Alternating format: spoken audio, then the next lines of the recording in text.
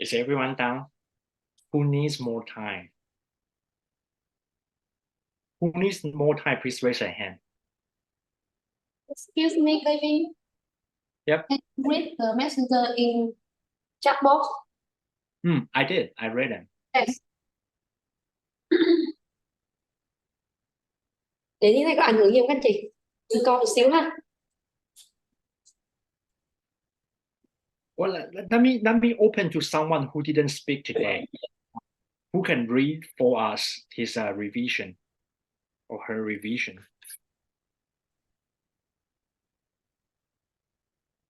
Anyone online or in class? Cũng được nè. Hôm nay ai chưa nổi có thể thở nổi không? Nói tiếng Việt em không hiểu luôn. Em chưa nói, em chưa phát biểu là em. Hôm nay ai chưa nói chưa phát biểu là được mời nha cả nhà. Em cũng nghe tiếng Việt của thầy thông cáo. Không nói là bị phạt gì ạ? 40.000. Không nói là bị phạt 50.000 nha cả lớp. 49 thôi. 49.900 đồng. Các anh chị ở online ấy, mình có thể mở mic ra để mình phát biểu không? Bởi vì em cũng không phá quyền.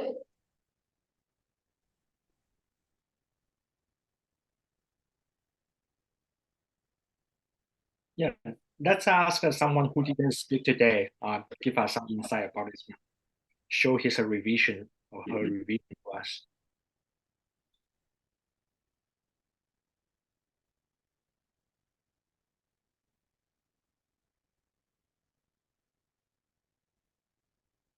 There are actually many good revisions online, but I'm happy to hear the whole paragraph. You guys just read it. I can get it. So read to the class, not the whole class. Here while you back.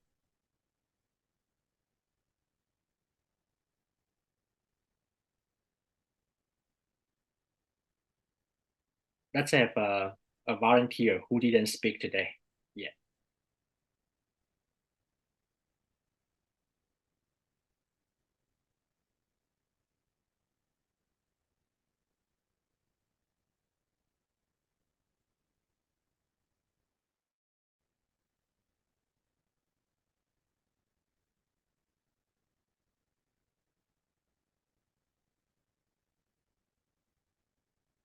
Or Antonan, you can assign one person. Assign for me.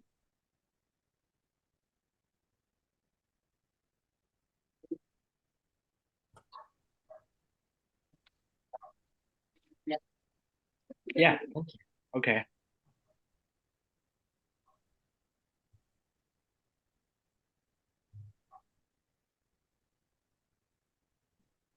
Oh, Huỳnh, I cannot hear you. Are you saying something? Oh, sorry. Maybe I just make a mistake to unmute. But is it you want to? Do you want to listen to the whole paragraph after revision, Yes. right? Yes, please. Yeah. Okay, so I think I can read it now. So this present study was unique to investigate the burden and quality of life among caregiver cancer patients. Cancer patient must be in plural, not singular, in Vietnam. And this study found that 58% caregiver perceived burden. This result was in line with findings from Malaysia. 55% and is rather lower than study done through than whose result in USA, 75%, but much higher compared to study in India. I think Way so. better. Yeah, that's way better. So basically, besides the verb, put the s after the patients, Yes, and found, found, and then findings finding. from. I think we can delete caregiver after Malaysian as well. Okay, and then is rather lower than study. Or we can change into we can replace this by whose results. It must be shorter and we can keep the meaning at the same. Okay, very good. That's actually very good. Thank you. Thank you. Yeah. So this is something. The first one is actually, this is actually a little bit tricky. So what's unique to investigate? Cái này là không rõ ràng á. Vì ý là nghiên cứu này rất đặc biệt vì điều tra the burden blah, blah, blah. hay là rất đặc biệt điều tra, là đặc biệt điều tra gì không, hay là for the native English speaker, this is actually not that clear. What do you mean is what's unique to investigate? That could be like uniquely investigate something, or this is unique because of for the investigation what and what. So that's actually number one, right? For Vietnamese, I guess it's actually, I know what you are trying to say. You are saying this study is different, it's unique, because here is like because you are investigate. This is the first one to investigate, blah, blah, blah.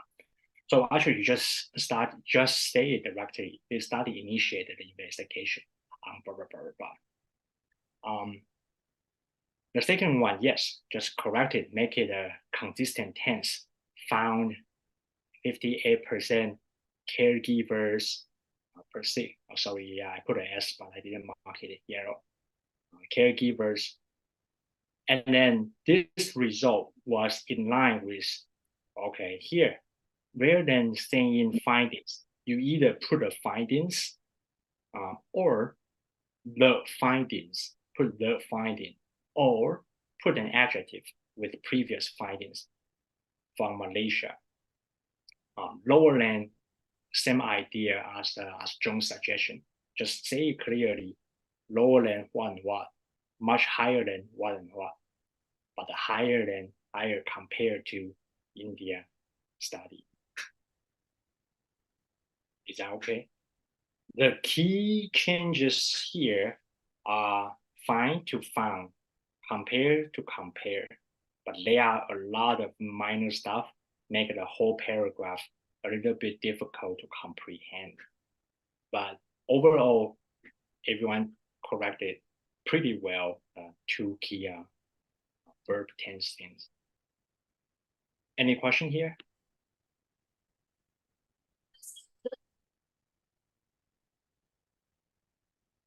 Yes. All right, that's easy. Just be very careful about the tense consistency. That's nothing. Second one, voice. Should I use the active voice or passive voice? Ooh, that's a very frequently asked questions. For those who don't know what is active voice or is passive voice, active voice is like I do it, I make it, I work on it. And then the passive voice is I was made by someone, I was done by someone, I was eaten by someone. That's the difference. Okay, the key question is, when should I use the active voice? When should I use the passive voice? The active voice, number one, does not mean it's less objective. Well, because it's a commonly seen arguments saying that if you use the active voice, it will be less objective, which is not true. It won't be. It could still be very, very subjective. However, active voice does make the sentence more active, vivid, confident, and stronger. Examples here. The study revealed some important results. the results show that people living in the PIC had a 1.03 times higher lung cancer mortality risk than black. Well, active voice, the study reveals. I didn't say some important results were revealed in this study. No need. Make it like clean and clear. The study reveals some important results. Again, the result show that blah blah. Well, non-consistent tense need to be corrected. But here, what I want to say is, even make it active voice, it doesn't mean it's less objective. It's still very subjective, right? It's still like, yeah, and you are displaying your results. There's nothing objective. Another example here, we found higher lung cancer mortality risk among residents near PIC by a factor of 1.03. You don't need to say a higher lung cancer mortality risk will found among residents. No need.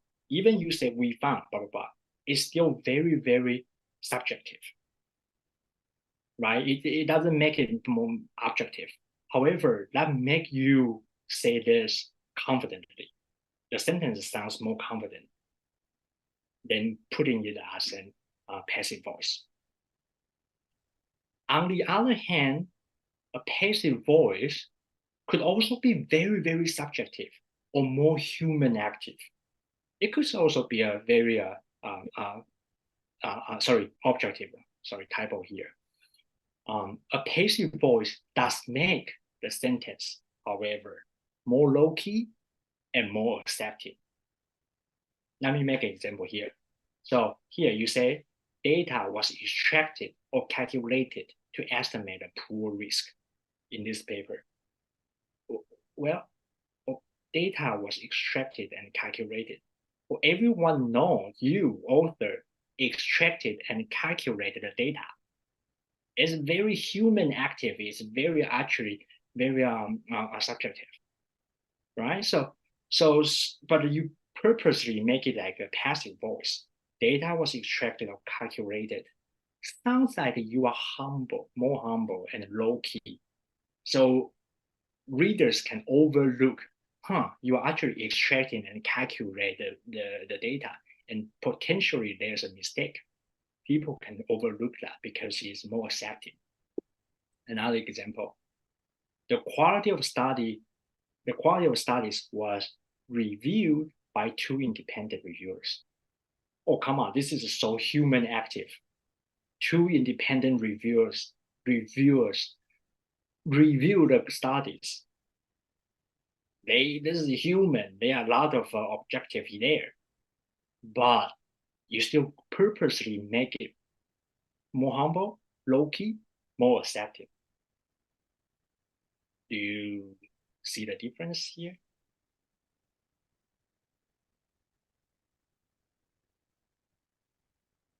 Good so far? So when do you pick out the active voice? When do you pick out the passive voice? You pick out the active voice when you are very clear, this is a fact, but I want to make this paper more active, more appealing, more exciting. But this is still a fact.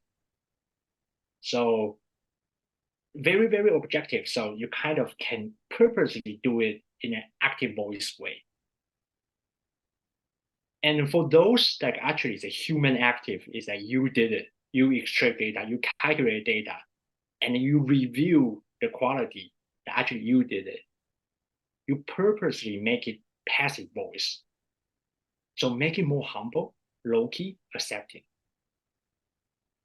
Does that make sense?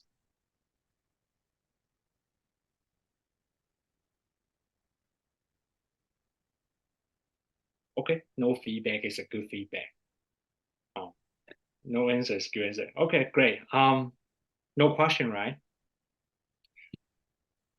So again, for the writing skill practice, 2 things are very, very important. One is the structure of the paragraph from the topic sentence, development sentence, example sentence, conclusion sentence. Wrap up the full sentence. You could be 4, 5, 6, but in every paragraph, you need those components. That's called paragraph structure. After that, the second writing skill is from knowns to unknown, from certain to uncertain. Lead the reader step by step. The other small tips are keep the verb consistent and also be aware of active and passive voices. And then, only 2. Oops, sorry. So keep the active and passive voices. Be aware of that. I don't think I have time for the cover later. Sorry, I have to skip this one again. Jump to the last one, plagiarism. This one is so important, so I kind of need to spend like 5 to 10 minutes to remind every scholars, friends, students to avoid that. This is so bad that we really need to remind all the friends again and again. So why people made a mistake on plagiarism? Plagiarism means copy and paste. What does that mean? Or what was the reason to do that though? For beginners, the most common reasons to commit a plagiarism are one, or literally, I just cannot write a better English than what I already read. Everyone who try to do a English manuscript preparation definitely have this kind of experience. After I read someone's word, I kind of cannot write something better than what the other author wrote. So what can I do, right? So I kind of, the easiest way is just copy and paste. The other reason like I will make that mistake is that the definition of plagiarism is very, very different from the Western standards. The number 3 is like I kind of sometimes not realize the seriousness of plagiarism. So at the very beginning of the class, regardless you are a beginner or a senior scholars, in this class, I really need to bring this up again and remind everyone this is a very, very serious issue, particularly in the Western academy. So this is like an ethical crime, like shouldn't do that at all. For the senior scholars, the reason they will make that mistake usually is not their mistake. It's a junior scholar actually screwing up. So junior scholar like, hey, this is my manuscript, and then the reviewer had no time. I mean, the senior scholars have no time to just overlook it and say approve it, okay, and submit the paper. And then unfortunately, the junior scholar made a mistake on plagiarism. And the other reason is due to self-plagiarism. So let me be very clear here. All the language you use in the previous work cannot copy and pass to the next one. That's called self-plagiarism. So even though you were the co-author or authors of the previous published journal article, you cannot just copy paste the previous one into your current one. That's a no-no. And there's no excuse for that. So just be very, very strict and clear here. So how can we avoid plagiarism? There are some tips here. Number 1, when you read the literature, when you prepare your manuscript, please just take a note during the reading reference. Then when you go back to write your manuscript, prepare your manuscript, cover it up, put it aside, and make sure you can write it independently based on your notes only. So rather than going back and see exactly what they say, based on what you wrote, and write on your own. You can also use online plagiarism to check and avoid the plagiarism. And for senior authors here, I highly recommend to use the plagiarism check to avoid any potential plagiarism that the other co-author did. And to remind ourselves again, hey, if you decide to be a co-author, that's our due diligence to read and approve the content at least once. You need to go through the content at least once. So that's the way to avoid plagiarism. Well, in fact, when I read the contents from the junior scholar, you actually will have a lot of surprise findings. I mean, good way and bad way. You'll realize, damn, how can he write something like that? And also, you may find some surprise. Wow, this is something new I just learned. So, highly encourage everyone, all senior authors, when you get the paper from the junior authors, try to read it and from the top to the bottom. Well, take home message. Let's go through again what we learned today. Number one, discussion is a paragraph, is a section that need to be very precise, concise, insightful, persuasive. So think about that. You are a salesman. You are selling your paper.